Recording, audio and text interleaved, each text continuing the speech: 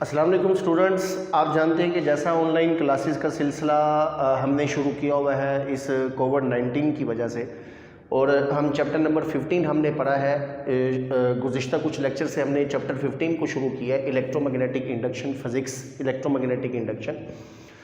हमने पहले 5 लेक्चर में बड़ी डिटेल्स के अंदर ये चीज़ सीखी थी कि इलेक्ट्रोमैग्नेटिक इंडक्शन है क्या। हमने ये पढ़ा था किसी भी कंडक्टर में 1 सेकंड में जितना मैग्नेटिक फ्लक्स चेंज होगा ना, उस कंडक्टर में उतनी ही ईएमएफ इंड्यूस होगी।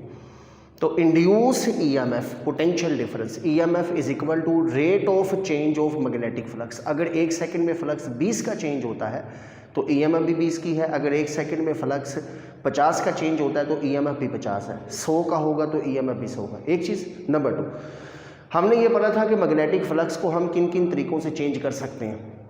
मैग्नेटिक फ्लक्स की चेंजिंग हम कैसे कर सकते हैं, तो हमने उसको बड़ी डिटेल में पढ़ा, एग्जांपल्स पढ़ी, एक्सपेरिमेंट पढ़े, पूरी डिटेल के अंदर हमने इसका इंट्रोडक्शन सीखा।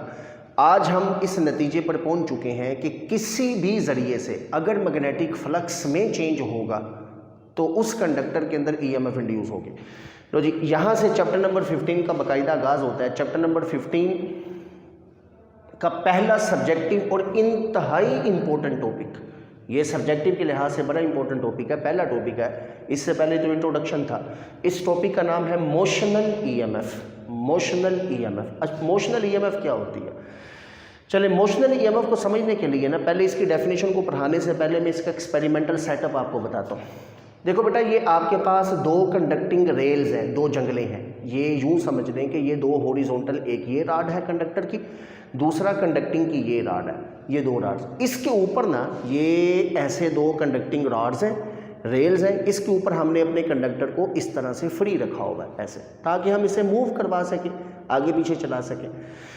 यहाँ पर हमने एक तरफ से गल्वानोमीटर लगा के अपने सर्किट को कंप्लीट कर लिया। तो आप जानते हैं गल्वानोमीटर लगाने का मकसद क्या होता है। गल्वानोमीटर का मकसद सिर्फ ये होता है कि एक तो गल्वानोमीटर सर्किट को कंप्लीट करता है, दूसरा गल्वानोमीटर का पर्पज़ ये होता है ये करंट को डिटेक्ट भी करता है, यानी इससे करंट की डिटेक्शन भी पता चलती है। ठीक हो गया। तो गल्वानोमीटर हमने यहाँ पर लगाया, इधर हमने एक मैग्नेटिक फील्ड एक्सटर्नल अप्लाई किया है इनटू द पेपर। क्रॉस के साइन से मैं रिप्रेजेंट कर रहा हूँ ऐसे। जहाँ पर हमने एक्सटर्नल मैग्नेटिक फील्ड रखा हुआ है जिसकी डायरेक्शन ये मैं लिख सकता हूँ, बी किधर है तो आंसर है बी इनटू द पेपर है, इनटू द प्लेन, ऐसे देखिए ऐसे। तो ये मेरे पास 2 कंडक्टिंग रेल्स हैं। इसके ऊपर मैंने अपना एक कंडक्टर रखा है जिसकी लेंथ कितनी है तो आंसर है इस कंडक्टर की लेंथ को मैं एल से रिप्रेजेंट करता हूँ। ये मेरे इस कंडक्टर की लेंथ है। ठीक हो गया जी। तो बेटा आपने करना क्या, इस कंडक्टर को हम किसी वेलोसिटी से मैग्नेटिक फील्ड में मूव करवाएंगे। ये इसकी वेलोसिटी v है, मैं इस कंडक्टर को v वेलोसिटी से मैग्नेटिक फील्ड में मूव करवाता हूँ। तो पहले मैं आपको थोड़ा एक्सपेरिमेंटल सेटअप समझा रहा हूँ, उसके बाद मैं आपको फिर इसकी डेफिनेशन लिखवाता हूँ। तो मेरे पास 2 कंडक्टिंग रेल्स हो गए, इसके ऊपर मैंने अपना एक कंडक्टर इस तरह से रखा है जिसकी लेंथ कितनी है l, और यहाँ पर एक एक्सटर्नल मैग्नेटिक फील्ड है जो कि किस डायरेक्शन में है, आंसर है इनटू द पेपर। ये मैग्नेटिक फील्ड लाइंस की डायरेक्शन है। ठीक हो गया। तो बी किधर है, इनटू द पेपर, ये इनटू द प्लेन। हमने यहाँ पर गल्वानोमीटर लगाया। गल्वानोमीटर लगाने के 2 फायदे हैं, एक तो ये हमारे सर्किट को कंप्लीट करता है, दूसरा गल्वानोमीटर हमें करंट की डिटेक्शन देता है। करंट होगा, इसकी सुई हिलेगी, इसकी सुई के हिलने से हमें ये पता चलेगा कि इसमें करंट है। ठीक हो गया। लो जी, मैंने अपने इस कंडक्टर को पकड़ा यहाँ से। इस कंडक्टर को मैं क्या कर रहा हूँ, इसे मैं ये लेफ्ट वाली साइड पर इस डायरेक्शन में, आपकी राइट साइड होगी जब आप पढ़ेंगे तो आपकी राइट साइड है, इस डायरेक्शन में मैं v वेलोसिटी से मूव करवाता हूँ। ठीक है।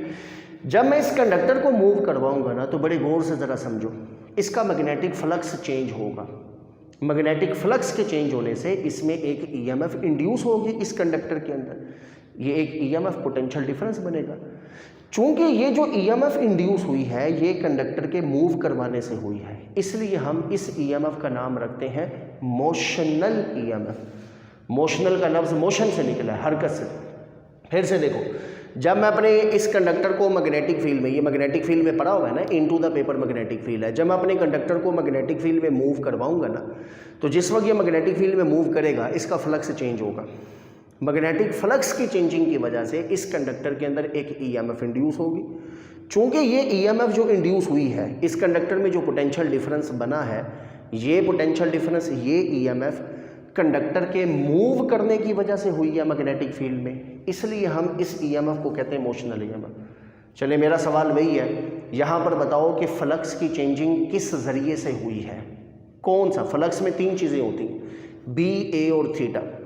यहाँ फ्लक्स बदल सकता है मैग्नेटिक फील्ड के बदलने से, मैग्नेटिक फील्ड बदलता है मैग्नेट के बदलने से। यहाँ फ्लक्स चेंज होता है एरिया से या थीटा से। मुझे बताओ इस केस में क्या चीज़ है? क्या मैंने मैग्नेट बदला है? आंसर है नहीं। एक पक्का मैग्नेट मैंने लगा दिया है जिसका मैग्नेटिक फील्ड फिक्स है, ये बी फिक्स है। एक्सटर्नल मैग्नेटिक फील्ड कांस्टेंट है, परमानेंट है, ये चेंज नहीं हो रहा।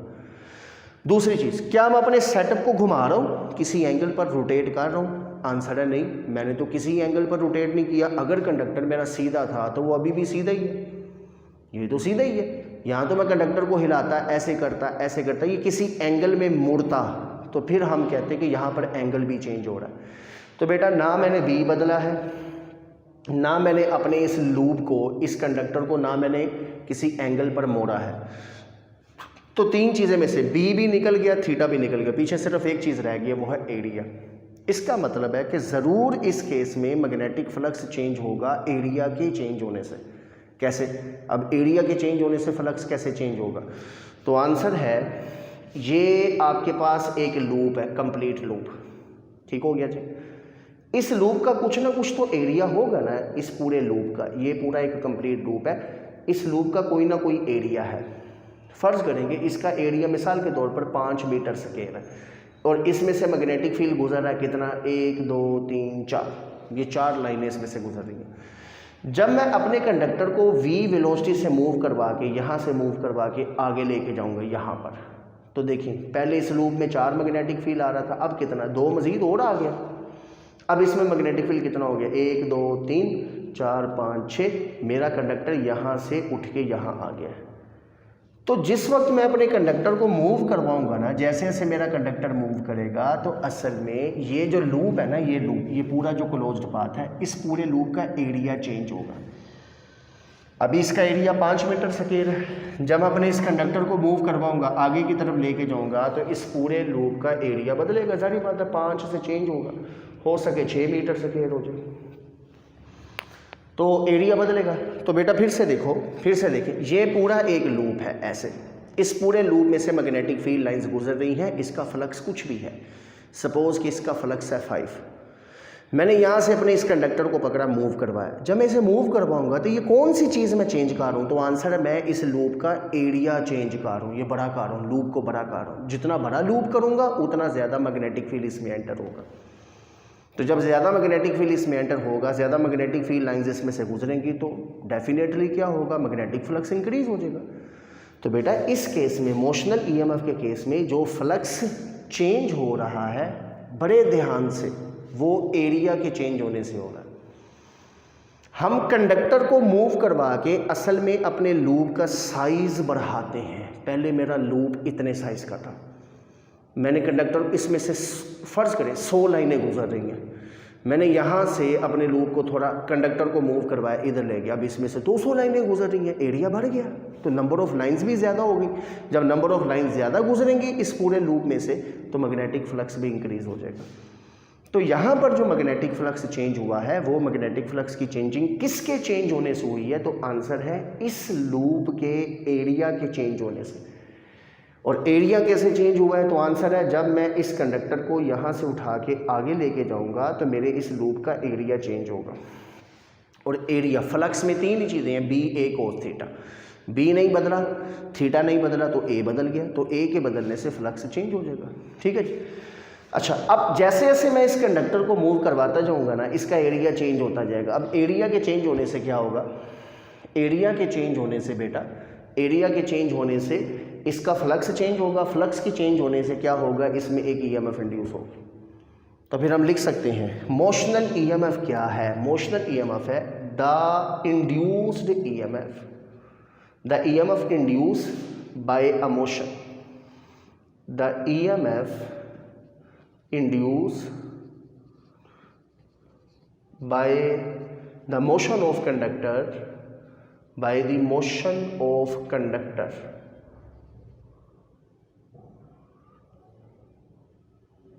Bye the motion of conductor, जब हम अपने कंडक्टर को मूव करवाते हैं, उसके मूव करवाने से, हिलने से, उसकी हरकत करने से जो ईएमएफ इंड्यूस होती है। अच्छा, हमने अपने कंडक्टर को किधर मूव करवाया? तो आंसर है मैग्नेटिक फील्ड में मूव करवाया है। और कहाँ करवाना? मैग्नेटिक फील्ड के अंदर इसे मूव करवाना है ना। The EMF induce by the motion of conductor across magnetic field, across magnetic field is called, हाँ जी, across magnetic field is called motional EMF. तो इससे एक चीज़ कंफर्म हुई कि मोशनल ईएमएफ असल में है इंड्यूस ईएमएफ। और बेटा ये इंड्यूस ईएमएफ ही है, फ्लक्स की चेंजिंग से जो भी ईएमएफ प्रोड्यूस होती है उसे इंड्यूस ईएमएफ ही कहते हैं। चूंकि इसमें फ्लक्स चेंज कंडक्टर की हरकत से हुआ था, मोशन से हुआ था, इसलिए हमने इस इंड्यूस ईएमएफ का नाम उसी मुनासबत से मोशनल ईएमएफ रख दिया। ठीक है, the EMF induce by the motion of conductor across a magnetic field. Magnetic field में जब कंडक्टर मूव करे और उससे मैग्नेटिक फ्लक्स चेंज हो तो उससे जो ईएमएफ इंड्यूस होती है उसे हम कहते हैं मोशनल ईएमएफ। ठीक हो गया?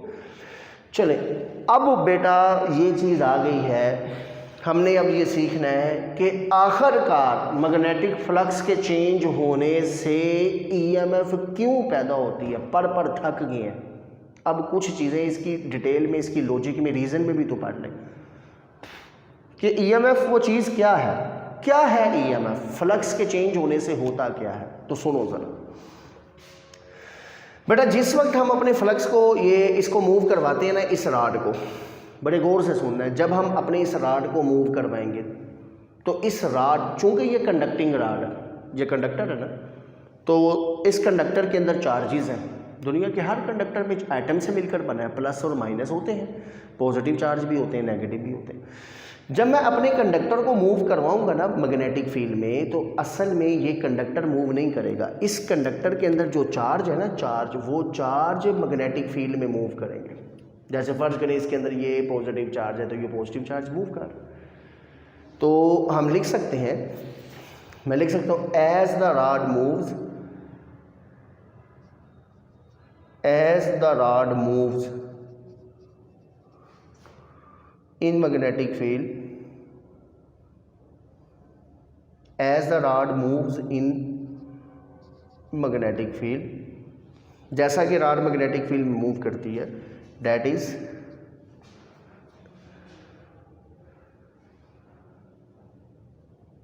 it means that the charge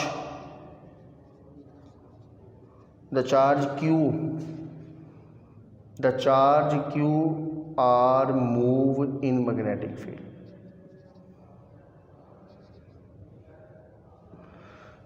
with the same velocity of v।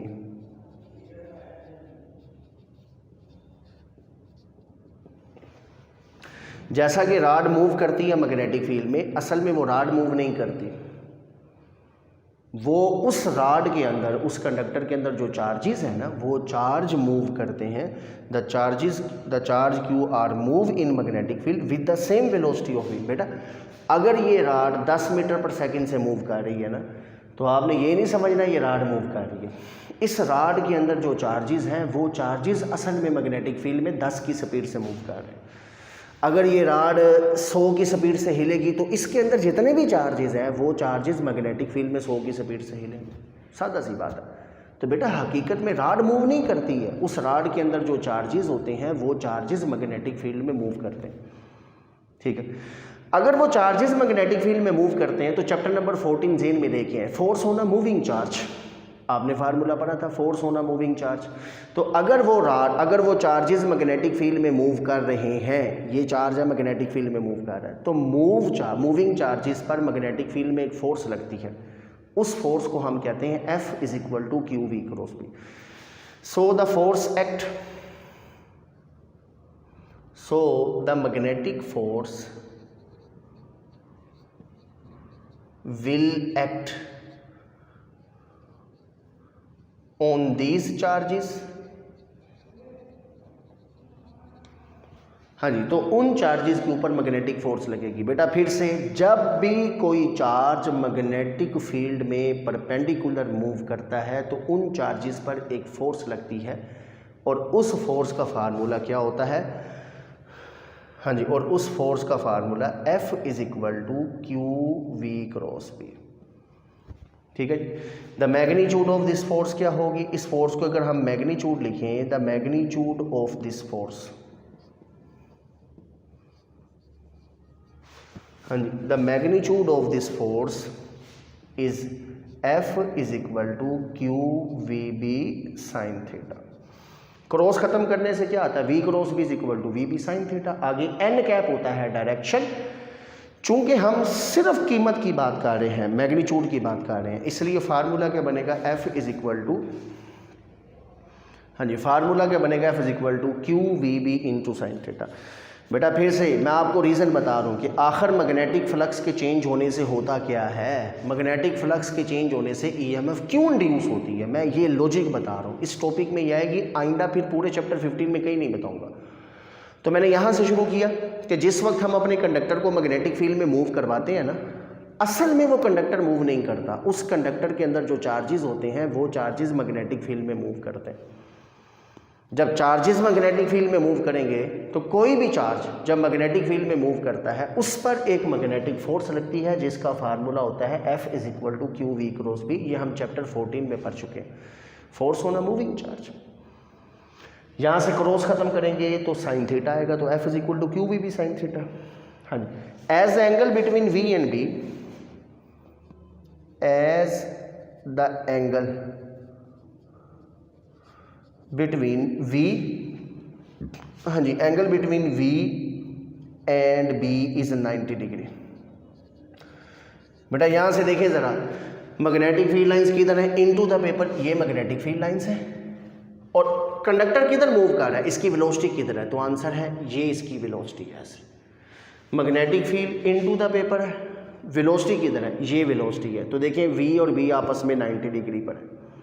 Magnetic field into the paper, z axis, conductor की वेलोसिटी की डायरेक्शन किधर है? x axis. तो x और z में एंगल कितना होता है? 90 डिग्री। तो V और B असल में 90 डिग्री पर है। ठीक हो गया। कंडक्टर, ये magnetic field inside into the paper और ये कंडक्टर की वेलोसिटी है, तो V और B परपेंडिकुलर। तो जैसा कि V और B में एंगल 90 डिग्री है तो फिर हम लिख सकते हैं F is equal to Q V B sine 90 degree. हाँ जी, साइन 90 डिग्री किसके बराबर होता है? 1 के। तो ये फार्मूला बन जाएगा F is equal to Q V B. इसे हम इक्वेशन 1 का नाम दे देते हैं। ठीक है जी, चलें। अब ये चीज़ तो पक्की होगी कि इस रॉड के अंदर जो चार्जेस हैं उन चार्जेस पर मैग्नेटिक फोर्स लगेगी, यहाँ तक क्लियर है। और वो फोर्स कितनी है? तो आंसर है वो फोर्स है क्यू वी इंटू बी के बराबर है। ठीक है बेटा, अब उसके बाद क्या करना है? क्या इस फोर्स की कोई डायरेक्शन भी है कि नहीं? इन चार्जेस पर जो फोर्स लगेगी क्या इसकी कोई सिंक भी है कि नहीं? बिल्कुल है बेटा। मैग्नेटिक फोर्स की डायरेक्शन ही तो मशहूर है दुनिया में। किधर लगेगी डायरेक्शन इसकी, कैसे निकालते हैं? तो आंसर है V क्रॉस B। 14 चैप्टर में ये रूल पढ़ा तो है। अपनी राइट हैंड फिंगर्स को पहले वेक्टर से, पहला वेक्टर कौन सा है? वेलोसिटी। दूसरा वेक्टर कौन सा है? B magnetic field.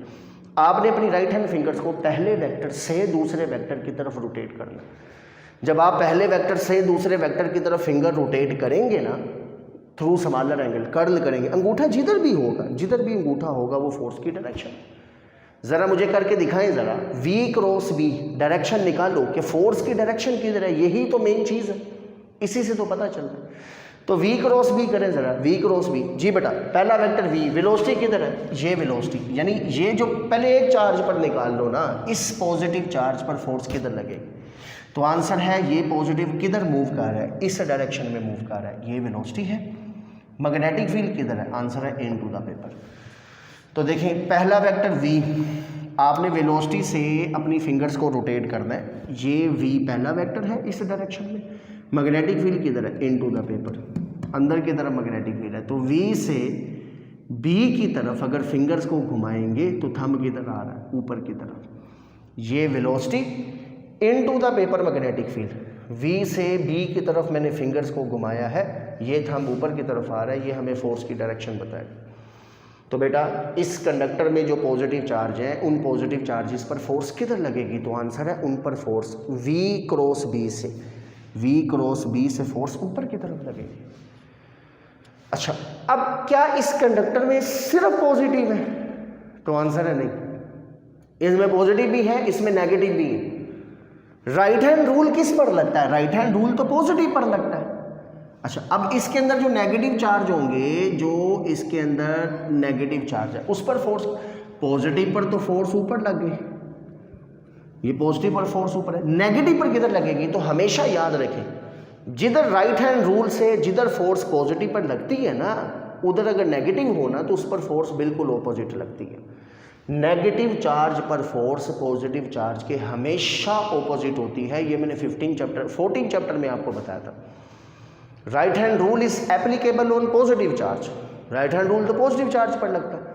अगर नेगेटिव हो तो फिर क्या होगा, तो नेगेटिव पर फोर्स हमेशा पॉजिटिव की ऑपोजिट लगेगी। बस ये रूल जो लगाना है ये पॉजिटिव पर लगाना है, अगर उधर नेगेटिव होगा तो बिल्कुल ऑपोजिट।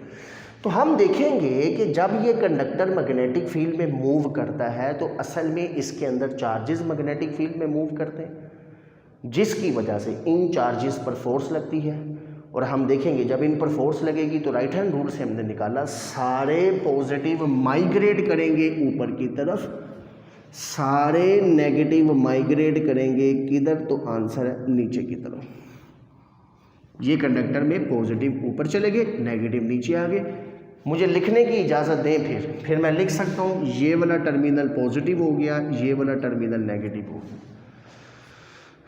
ठीक है, इस कंडक्टर के ये बी वाली साइड पर बी पॉइंट पर सारे पॉजिटिव इकट्ठे हो जाएंगे, पॉजिटिव पर फोर्स ऊपर लगी और नेगेटिव पर फोर्स किधर लगी है, पॉजिटिव के ऑपोजिट नीचे।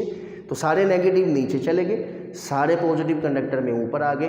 किताब में लफ्ज़ इस्तेमाल हुआ है कि पॉजिटिव माइग्रेट कर गए ऊपर की तरफ, हिजरत कर गए, सारे नेगेटिव माइग्रेट करके नीचे की तरफ। ऊपर वाला टर्मिनल पॉजिटिव बन गया, नीचे वाला टर्मिनल नेगेटिव बन गया। ये बिल्कुल वैसा ही है जैसे एक सेल का प्लस और माइनस होता है, ये बिल्कुल वैसा ही है जैसे एक बैटरी का प्लस और माइनस होता है।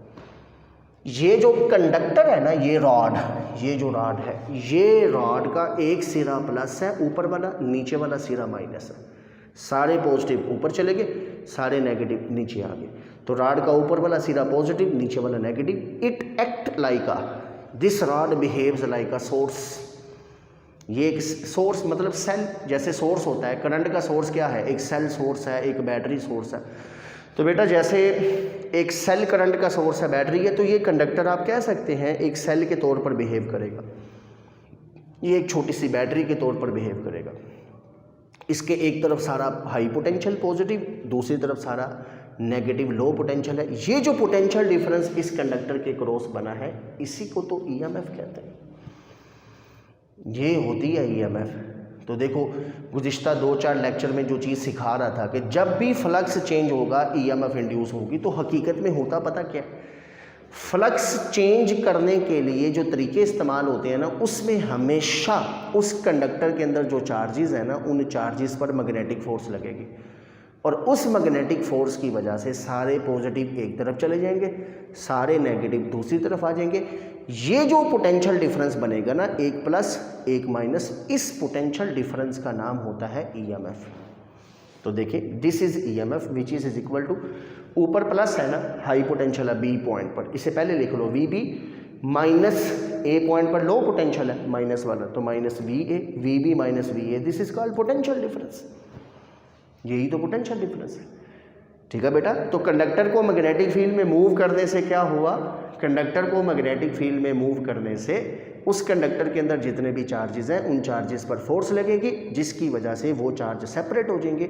ये जब चार्ज सेपरेट होता है ना, इसी का नाम तो ईएमएफ है, इसी पोटेंशियल डिफरेंस को ईएमएफ कहते हैं।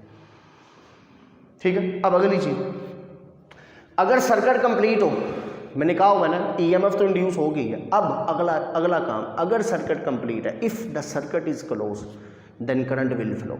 करंट फ्लो कैसे करेगा बेटा, करंट फ्लो करता है प्लस से माइनस। सर्किट में सेल से बाहर करंट की डायरेक्शन हमेशा प्लस से माइनस होती है। तो करंट यहाँ से चलेगा, ये करंट यहाँ से चला, इस डायरेक्शन में फ्लो करते करते करते करते ये माइनस तक वापस आया, ऐसे ये माइनस तक वापस आ। तो ये कंडक्टर तो अब सेल के तौर पर बिहेव कर रहा है ना, ये कंडक्टर तो एक सेल बन गया है, तो ये सेल के तौर पर बिहेव कर रहा है। तो बेटा सेल के बाहर, ये चैप्टर 13 में बताया था जब ईएमएफ और टर्मिनल पोटेंशियल का टॉपिक पढ़ रहे थे, उस वक्त बताया था कि करंट की दो डायरेक्शंस होती हैं, एक सेल और बैटरी के बाहर होती है, एक सेल बैटरी के अंदर होती है। सेल सोर्स जो होता है ना, सोर्स सेल बैटरी, उसके बाहर आउटसाइड करंट होता है पॉजिटिव से नेगेटिव, ये करंट पॉजिटिव से नेगेटिव। ये कौन सी डायरेक्शन है? तो आंसर है दिस इज एंटी क्लॉकवाइज, ये एंटी क्लॉकवाइज है। अगर उधर घड़ी लगी है ना तो ये घड़ी की मुखालिफ सिमत में, दिस इज एंटी क्लॉकवाइज, तो ये करंट एंटी क्लॉकवाइज है। ठीक हो गया। तो प्लस से माइनस आएगा, यहाँ पर आके रुकेगा नहीं बेटा, करंट अपना सर्किट कंप्लीट करता है, फिर करंट जाएगा माइनस से प्लस की तरफ। तो करंट की डायरेक्शन सोर्स के अंदर, बड़ा इंपॉर्टेंट पॉइंट बता रहा हूँ, बड़े एमसीक्यूज इसके बनते हैं, ये आगे चलकर मैं बताऊंगा कैसे बनते हैं। अभी ये याद रखें, जिस कंडक्टर में ईएमएफ इंड्यूस हुई है वो कंडक्टर एक सेल बन चुका है, उस कंडक्टर के अंदर करंट की डायरेक्शन तो माइनस से प्लस होगी, लेकिन उस कंडक्टर के बाहर क्या होगी? आंसर है प्लस से माइनस होगी। जिसमें ईएमएफ इंड्यूस हुई है ना, उसमें करंट की डायरेक्शन उसके अंदर माइनस से प्लस है और उससे बाहर क्या है? प्लस से माइनस की तरफ। तो यहाँ पर करंट प्लस से माइनस फ्लो करेगा ऐसे, और गैल्वानोमीटर की सुई हिलेगी। ठीक हो गया। तो इस तरह से ईएमएफ इंड्यूस होती है और करंट जो है वो बेटा फ्लो करता है।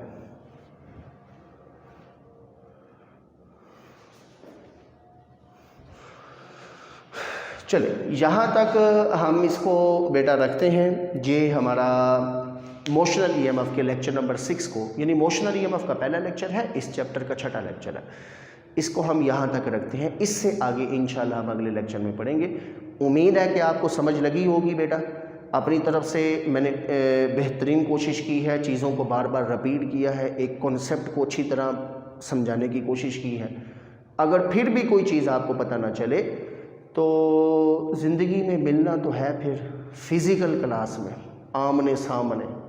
उस वक्त फिर होंगे बड़े बड़े सवाल, फिर होंगे बड़े बड़े टॉपिक दोबारा से। तो अभी भी आपकी डिस्कशन का लेक्चर है, आप सवाल पूछ सकते हैं। जब ये लेक्चर आप सुन रहे होंगे तो आपको क्वेश्चन पूछने की इजाज़त होगी, तो आप वहाँ पर कुछ क्वेश्चन पूछ सकते हैं, मैं आपको उसके जवाब दूंगा। ठीक है। तो ये कुछ बेसिक मैंने आपको मोशनल ईएमएफ का पढ़ाया है और यहाँ तक हमने पढ़ लिया है magnetic force is equal to QV into D. ठीक है। अच्छा, अब इंशाल्लाह यहाँ से हम आगे शुरू करेंगे लेक्चर नंबर 7 मोशनल ईएमएफ का। अगला लेक्चर हम इससे आगे पढ़ेंगे। बहुत शुक्रिया बेटा, अल्लाह हाफिज़।